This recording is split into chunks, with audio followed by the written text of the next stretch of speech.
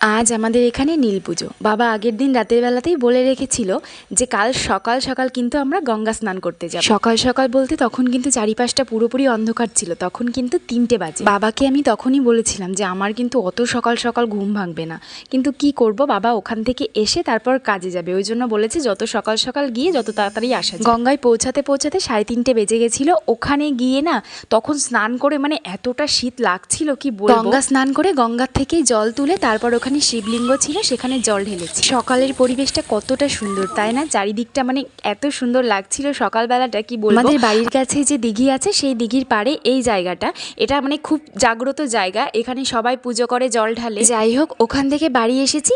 তারপর বাড়ি এসে মা বললো যে একটা মালা গেঁথে দিতে, মানে আজকে তো নীল পুজো, মা নীল পুজোর উপোস করেছে, জন্য মাকে একটা বড় দেখে মালা গেঁথে দিলাম। আর তারপর দুপুরবেলাতে মা, আমি, মানে আমাদের পাড়ার অনেক কাকি জেঠিরা বৌদি সবাই মিলে যাচ্ছি ওই নীল পুজোর ওইখানে জল। আমি শুনেছি যে নীল পুজোর উপোস নাকি মেয়েরা করে না, ওই জন্য আমি আর এখানে মানে উপোস নেই, মাই উপোস আছে।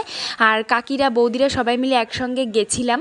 মা বললো যে তাহলে আমাদের সঙ্গে চল, আমার ডালাগুলো একটুখানি ধরতে পারবি, আমারও একটু কষ্টটা কম হবে। এই জায়গাটাকে হাজরাতলা বলা হয়। এই জায়গাটাও খুব জাগ্রত জায়গা আর খুব সুন্দর জায়গা। মন্দিরটা এমন একটা জায়গায় মানে চারিপাশটা, মন্দিরের চারিপাশটাতে গাছপালাতে ভরে গেছে, খুব সুন্দর লাগে। এখানে তো প্রচুর লাইন ছিল, মন্দির থেকে পুরো মানে অনেকটা দূর পর্যন্ত লাইন ছিল।